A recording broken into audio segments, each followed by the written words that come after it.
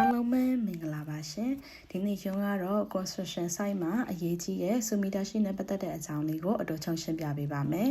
sumita ရှိဆိုတာကရုံးတို့ drawing တွေက dimension တွေနောက် position တွေကို accurate site ပေါ်မှာ line အနေနဲ့ပြန်ထုတ်ပေးတဲ့အလုပ်ပဲဖြစ်တယ်ပေါ့နော်လောလောပြောရလို့ရှိရင်တော့ site ပေါ်မှာဒီ drawing တစ်ခုလုံးကိုရေးလိုက်တာပါပဲ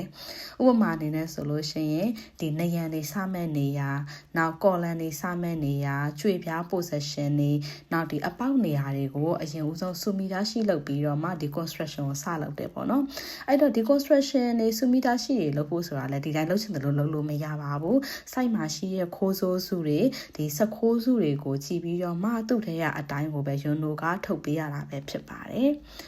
အခုလက်ရှိမှာပြထားတဲ့ပုံလေးတွေကတော့ sumi subo ပဲဖြစ်ပါတယ် sumi subo ကတော့အခုရုံပြောတဲ့ sumita ရှိမှန်လိုက်ရိုက်တဲ့အချိန်မှာအသုံးပြုတဲ့ပစ္စည်းလေးတွေပါဘေးနားဘူးလေးကတော့ဒါမှန်အရေးပေါ့နော်မှန်အရေးမှာဆိုလို့ရှင်တော့ဒီအရောင်လေးကတော့ဒါအမဲရောင်သုံးထားတာဖြစ်ပါတယ်နောက်တစ်ခုက sashika နဲ့ကတော့ရုံတို့မြန်မာမှာလည်းရှိရပေါ့နော်ကျင်တွယ်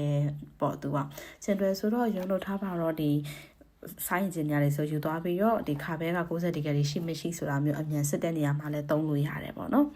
ဒါကတော့ရုံတို့အခု site ထဲမှာသုံးတဲ့ structure drawing ပုံစံတွေပဲဖြစ်ပါတယ်ကိုဆိုစုတွေရုံတို့မြန်မာနဲ့လည်းအတူတူပါပဲသူကတော့ဒီမှာကဘာလဲဆိုတော့ sumita ရှိပေါ့နော် site မှာပုံစံလေးချပေးထားတာပေါ့နော်ဒီ column တိုင်းပုံစံလေး sumita ရှိရိုက်မယ်နောက်ဒီလှေကားဆိုရင်လည်းလှေကားမှာနောက်ပိုင်းပြန်ဖြည့်ရမယ့်နေရာတွေကို sumita ရှိရိုက်ထားတယ်ပေါ့နော်ဒါလေးတွေရှိရယ်ဒါ sumita ရှိမလောက်ခင်မှာလေစာဆက်တွေ